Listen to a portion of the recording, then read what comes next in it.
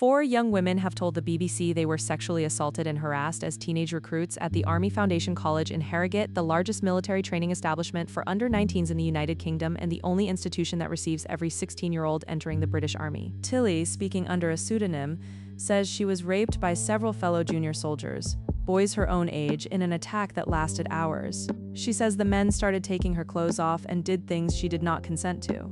Afterwards, she says she heard an instructor moving through the barracks asking other soldiers, "Have you heard about that slag who shagged all those blokes?" Tilly reported the incident to police and told the BBC, "It ruined my life. It needs to be closed down." Monica, also a former recruit, says a junior soldier trapped her in a room, stood against the door, and sexually assaulted her before she managed to push him off. She says there is a worrying amount of girls that have not spoken up and describes an underground world that nobody talks about.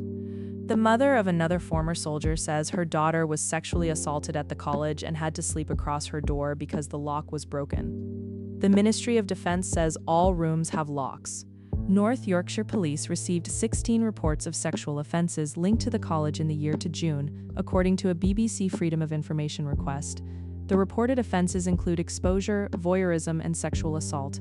No information was provided on whether they led to prosecutions. There are currently 70 female junior soldiers at the Harrogate site, out of a total of 889.